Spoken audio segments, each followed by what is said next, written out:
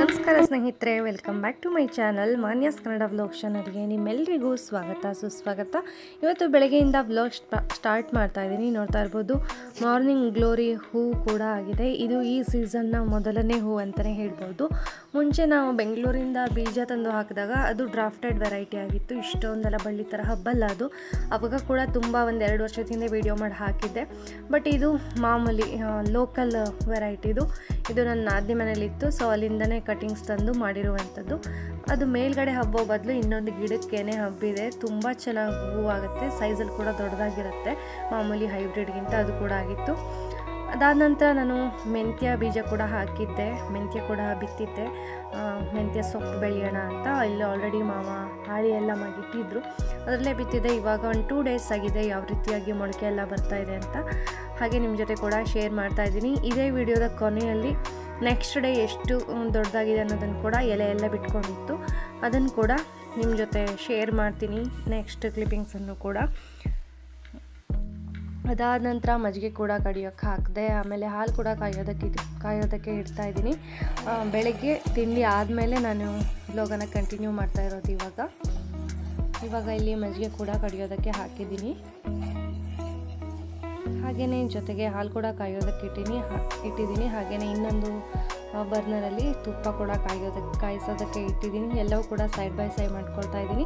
ಇದರ ಜೊತೆಗೆ ನೀವು 3 ಆಗ್ತಾ ಇರುತ್ತೆ. ಹಾಗೆ ಪಾತ್ರೆ ಕೂಡ ವಾಶ್ ಮಾಡೋದಿತ್ತು, ತಿಂಡಿ ಎಲ್ಲ ತಿಂದಾಯ್ತಲ್ಲ, ಅದರ ಪಾತ್ರೆ ಎಲ್ಲ ಇತ್ತು, ಅದನ್ನು ಕೂಡ ಇಲ್ಲಿ ಹಾಗೆಯೇ ಅದರ ಜೊತೆಗೇ ತೊಳ್ಕೊಳ್ತಾ ಇದ್ದೀನಿ.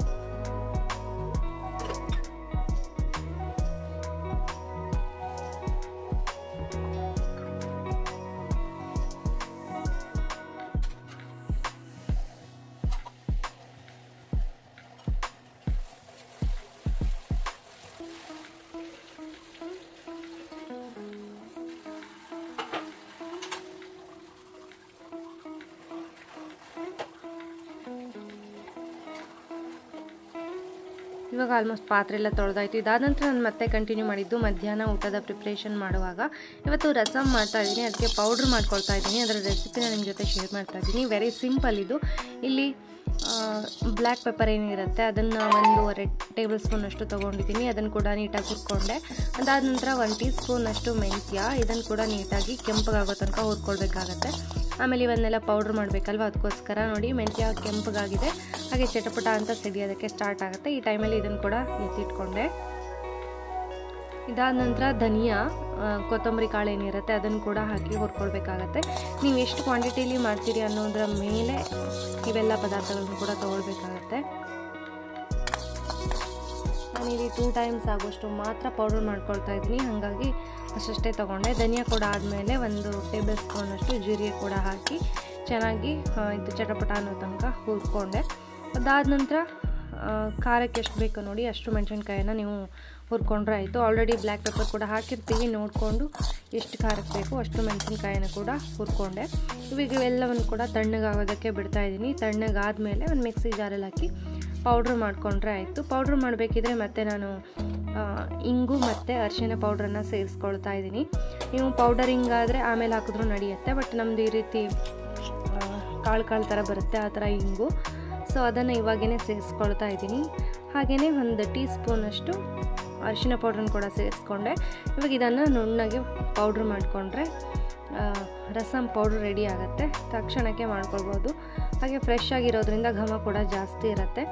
ಇವಾಗ ಒಂದು ಕುಕ್ಕರಲ್ಲಿ 3 ಸ್ಪೂನಷ್ಟು ತೊಗರಿಬೇಳೆನ ಬೇಯಿಸ್ಕೊಂಡಿದ್ದೀನಿ. ಹಾಗೆ 2 ಟೊಮೆಟೊಗಳನ್ನು ಬೇಯಿಸ್ಕೊಂಡಿದ್ದೀನಿ. ಇದು ನಾಟಿ ಟೊಮೆಟೊ. ಮಧ್ಯದಲ್ಲಿ ಸ್ಲಿಟ್ ಮಾಡಿ ಹಾಕೋದ್ರಿಂದ ಈ ರೀತಿಯಾಗಿ ನೀಟಾಗಿ ಟೊಮೆಟೊ ಸಿಪ್ಪೆಯನ್ನು ಬಿಡಿಸ್ಕೊಳ್ಬೋದು ಬೆಂದ ಮೇಲೆ. ಹಾಗಾಗಿ ಇವಾಗ ಸಿಪ್ಪೆಗಳನ್ನೆಲ್ಲ ರಿಮೂವ್ ಮಾಡ್ಕೊಳ್ತಾ ಇದ್ದೀನಿ. ಇವಾಗ ಇದನ್ನು ಚೆನ್ನಾಗಿ ಮ್ಯಾಶ್ ಮಾಡಿಕೊಂಡು ಎಷ್ಟು ಬೇಕೋ ಅಷ್ಟು ನೀರನ್ನು ಹಾಕ್ಕೊಂಡೆ. ಇವಾಗ ಫ್ರೆಶ್ ಆಗಿ ರೆಡಿ ಮಾಡಿರುವಂಥ ರಸಮ್ ಪೌಡ್ರು ಕೂಡ ಇಲ್ಲಿ 1.5 ಸ್ಪೂನಷ್ಟು ಸೇರಿಸ್ಕೊಳ್ತಾ ಇದ್ದೀನಿ. ನಾನು ಮಾಡಿರೋ ಕ್ವಾಂಟಿಟಿಗೆ 2 ಸಲ ನೀವು ರಸಮ್ ಮಾಡ್ಬೋದು ಇದೇ ಕ್ವಾಂಟಿಟಿಲಿ. ಹಾಗೆ ರುಚಿಗೆ ತಕ್ಕಷ್ಟು ಉಪ್ಪನ್ನು ಕೂಡ ಸೇರಿಸ್ಕೊಂಡೆ.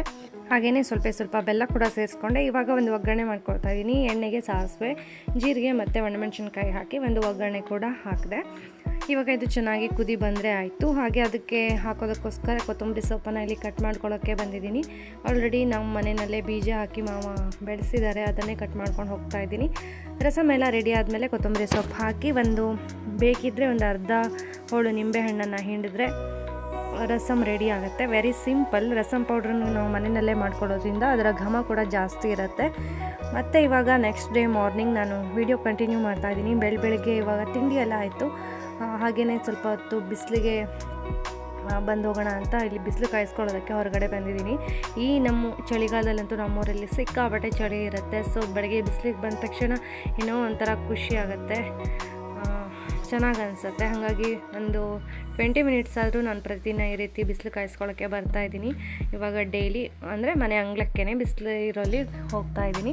ಇದ್ರ ಜೊತೆಗೇ ಅಲ್ಲಿ ಹತ್ತಿರದಲ್ಲೇ ಸ್ಕೂಲ್ ಇರೋದ್ರಿಂದ ಶಾಲಾ ಮಕ್ಕಳ ಪ್ರೇಯರು, ಆಮೇಲೆ ಅಲ್ಲಿ ಏನೇನು ಕಲಿಸ್ತಾ ಇದ್ದಾರೆ ಎಲ್ಲವನ್ನು ಕೂಡ ನಾವು ನೀಟಾಗಿ ಕೇಳಿಸ್ಕೊಳ್ಬೋದು. ಅಷ್ಟು ಹತ್ರನೇ ಇದೆ ನಮಗೆ ಸ್ಕೂಲು. ಅದನ್ನು ಕೂಡ ನಿಮಗೆ ಬ್ಯಾಕ್ ಕ್ಯಾಮ್ರಾದಲ್ಲಿ ಝೂಮ್ ಮಾಡಿ ತೋರಿಸ್ತೀನಿ. ಇಲ್ಲಿಂದ ನನಗೆ ಡೈರೆಕ್ಟಾಗಿ ಕಾಣಿಸ್ತಾ ಇದೆ, ಬಟ್ ವಿಡಿಯೋದಲ್ಲಿ ಡೈರೆಕ್ಟಾಗಿ ಕಾಣಿಸ್ತಾ ಇಲ್ಲ. ಅದನ್ನೇ ನೋಡ್ತಾ ಇದ್ದೆ ನಾನು. ಇವಾಗ ನೋಡಿ ಬ್ಯಾಕ್ ಕ್ಯಾಮ್ರಾದಿಂದ ಕೂಡ ತೋರಿಸ್ತೀನಿ ಎಷ್ಟು ಹತ್ತಿರದಲ್ಲಿ ಸ್ಕೂಲ್ ಇದೆ ಅಂತ ನೋಡ್ತಾ ಇರ್ಬೋದು. ಇಲ್ಲಿಂದನೇ ನಮಗೆ ಸ್ಕೂಲಲ್ಲಿ ಏನು ಕಲಿಸ್ತಿದ್ದಾರೆ, ಏನು ಹೇಳ್ತಾ ಇದ್ದಾರೆ ಎಲ್ಲವೂ ಕೂಡ ನೀಟಾಗಿ ಕೇಳಿಸುತ್ತೆ ನಮ್ಮ ಮನೆಯ ಅಂಗಳದಿಂದನೇ. ಹಾಗಾಗಿ ಬಿಸಿಲು ಕಾಯಿಸ್ಕೊಳ್ತಾ ಅಲ್ಲೇ ಒಂದು 20 ಮಿನಿಟ್ಸ್ ಟೈಮ್ ಸ್ಪೆಂಡ್ ಮಾಡ್ತೀನಿ ನಾನು ಡೈಲಿ. ಇದರಿಂದ ವಿಟಮಿನ್ ಡಿ ಡಿಫಿಷಿಯನ್ಸಿ ಕೂಡ ಬರೋದಿಲ್ಲ, ಅದು ಕೂಡ ಕಂಪ್ಲೀಟ್ ಆಗುತ್ತೆ. ಇದರೊಟ್ಟಿಗೆ ನಾನು ಇವತ್ತಿನ ಒಂದು ವ್ಲಾಗನ್ನು ಮುಗಿಸ್ತೀನಿ. ನಾನು ವಿಡಿಯೋ ಸ್ವಲ್ಪನಾದರೂ ಇಷ್ಟ ಆದರೆ ಒಂದು ಲೈಕ್ ಮಾಡಿ, ಹಾಗೆ ಹೆಚ್ಚು ನಿಮ್ಮ ಫ್ರೆಂಡ್ಸ್ ಆ್ಯಂಡ್ ಫ್ಯಾಮಿಲಿ ಜೊತೆ ನನ್ನ ವೀಡಿಯೋಸನ್ನು ಶೇರ್ ಮಾಡಿ. ನಿನ್ನೆಯ ಕ್ಲಿಪ್ಪಿಂಗ್ಸನ್ನು ತೋರಿಸಿದ್ದಲ್ವ ಮೆಂತ್ಯ ಹಾಕಿರೋದು ನೋಡಿ, ಇವತ್ತು ಇಷ್ಟು ಎರಡೆರಡೇ ಎಲೆ ಬಿಡಿಸ್ತಾ ಇದೆ. ನೀಟಾಗಿ ಇನ್ನೊಂದು ವಾರದಲ್ಲೆಲ್ಲ ಚೆನ್ನಾಗಿ ಕಾಣಿಸೋ ಥರ ಆಗುತ್ತೆ. ಇವಾಗ ನೋಡಿ ಎರಡೆರಡು ಎಲೆ ಬಿಡಿಸಿದೆ, ಎಲ್ಲ ಒಂದು ಆಲ್ಮೋಸ್ಟ್ ಎಲ್ಲ ಕೂಡ ಎರಡೆರಡು ಎಲೆ ಬಂದಿದೆ. ಇನ್ನು ಕೆಲವೊಂದು ಸ್ವಲ್ಪ ಲೇಟಾಗಿ ಗ್ರೋ ಆಗುತ್ತೆ ಅನಿಸುತ್ತೆ, ಅದಿನ್ನೂ ಬಂದಿಲ್ಲ. ಇವಿಷ್ಟು ಮೆಂತ್ಯ ಎಲ್ಲ ನೀಟಾಗಿ ಗ್ರೋ ಆಗ್ತಾಯಿದೆ. ಇದನ್ನು ನಾನು ಹಾಕಿದ್ದು. ಪಕ್ಕದಲ್ಲಿ ನಮ್ಮ ಅತ್ತೆ ಹರಿವೆ ಎಲ್ಲ ನೆಟ್ಟಿದ್ದಾರೆ, ಅದು ಕೂಡ ಚೆನ್ನಾಗಿ ಗ್ರೋ ಆಗ್ತಾಯಿದೆ. ಹಾಗೆಯೇ ನಿನ್ನೆ ತುಪ್ಪ ಕಾಯಿಸಿದ್ನಲ್ವ, ಅದು ಇವತ್ತು ಯಾವ ರೀತಿ ಸೆಟ್ ಆಗಿದೆ ಅನ್ನೋದನ್ನು ಕೂಡ ನೋಡಿ ಇವಾಗ ತೋರಿಸ್ತಾ ಇದ್ದೀನಿ. ಇದರೊಟ್ಟಿಗೆ ನಾನು ಇವತ್ತಿನ ವೀಡಿಯೋವನ್ನು ಮುಗಿಸ್ತಾ ಇದ್ದೀನಿ. ಮತ್ತು ನನ್ನ ಮುಂದಿನ ವೀಡಿಯೋನಲ್ಲಿ ಸಿಗ್ತೀನಿ ಸ್ನೇಹಿತರೆ. ವಿಡಿಯೋ ಇಷ್ಟ ಆದರೆ ಲೈಕ್ ಮಾಡಿ, ಹೆಚ್ಚು ನಿಮ್ಮ ಫ್ರೆಂಡ್ಸ್ ಆ್ಯಂಡ್ ಫ್ಯಾಮಿಲಿ ಜೊತೆ ನನ್ನ ವೀಡಿಯೋಸನ್ನು ಶೇರ್ ಮಾಡಿ. ಸಬ್ಸ್ಕ್ರೈಬ್ ಆಗದೆ ನೋಡ್ತಾ ಇರೋ ಸಬ್ಸ್ಕ್ರೈಬ್ ಮಾಡ್ಕೊಂಡು ನೋಡಿ. ಓಕೆ ಸ್ನೇಹಿತರೆ, ಮತ್ತು ನಾನು ಮುಂದಿನ ವೀಡಿಯೋನಲ್ಲಿ ಸಿಗ್ತೀನಿ. ಅಲ್ಲಿವರೆಗೂ ನಮಸ್ಕಾರ. Thanks for watching.